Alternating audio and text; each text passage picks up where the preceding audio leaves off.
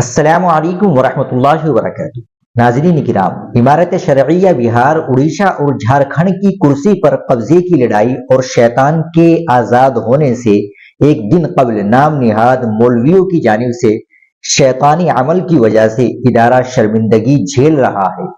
گزشتہ شام پولیس کی مدد سے کچھ نام نہاد قائدین نے عمارت شرعیہ پر قبضہ کرنے کی اور تقسیم کر کے خود سے امیر و ناظم منتخب ہو جانے کی ناکام کوشش کے بعد وہ لوگ اب نئی چال کی تیاری میں ہیں۔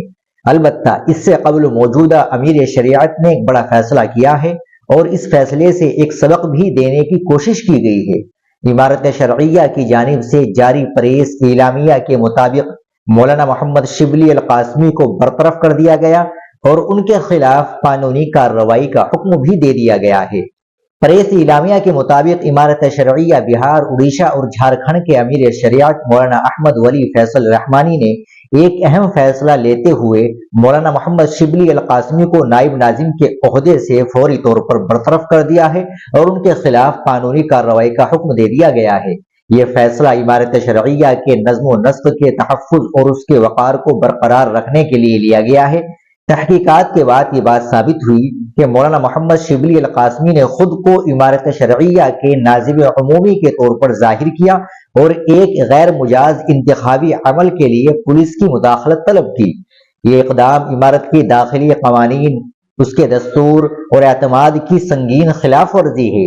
اس کی غیر ذمہ دارانہ حرکت سے نہ صرف عمارت شرعیہ کے وقار کو نقصان پہنچا بلکہ اس کے نظم و ضبط کو بھی شدید متاثر کیا۔ اس کے علاوہ یہ بھی واضح رہے کہ مولانا محمد شبلی القاسمی کو 4 مارچ سن 2025 کو قائم مقام ناظم کے عہدے سے ہٹا دیا گیا تھا اور انہوں نے نائب ناظم کے عہدے سے عید کے بعد مستعفی ہونے کے لیے مہلت طلب کی تھی، جو انہیں دی گئی۔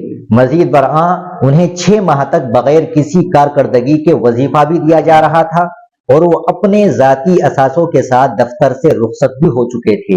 اس کے باوجود انہوں نے عمارت شرعیہ کے معاملات میں غیر مجاز مداخلت کی اور تمام احکامات کی خلاف ورزی کی، جو ناقابل قبول ہے۔ امیر شریعت مولانا احمد ولی فیصل رحمانی کے فیصلے کے مطابق مولانا محمد شبلی القاسمی کو فوری طور پر نائب ناظم کے عہدے سے برطرف کیا جاتا ہے اور ان کے تمام اختیارات اور ذمہ داری فی الفور ختم کی جاتی ہے۔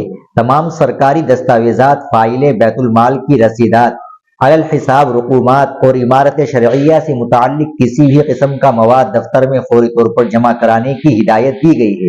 انہیں عمارت شرعیہ کے کسی بھی معاملے میں مداخلت یا نمائندگی سے فوری طور پر اجتناب کرنے کا حکم دیا گیا ہے۔ دفتر عمارت سے متعلق کسی بھی سرکاری بیان یا خط و کتابت جاری کرنے سے منع کیا گیا ہے۔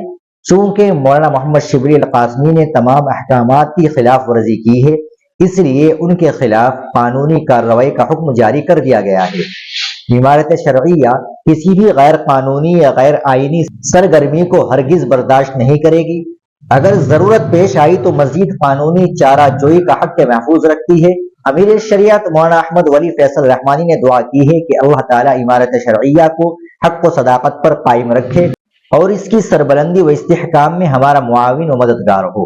ناظرین کرام، آپ اس خبر کے تعلق سے کیا کہیں گے کمنٹ باکس میں ضرور بتائیں۔ ویڈیو کو لائک اور شیئر ضرور کریں، چینل کو بھی سبسکرائب کر لیں۔ ملتے ہیں انشاءاللہ اگلی ویڈیو کے ساتھ۔ السلام علیکم ورحمۃ اللہ وبرکاتہ۔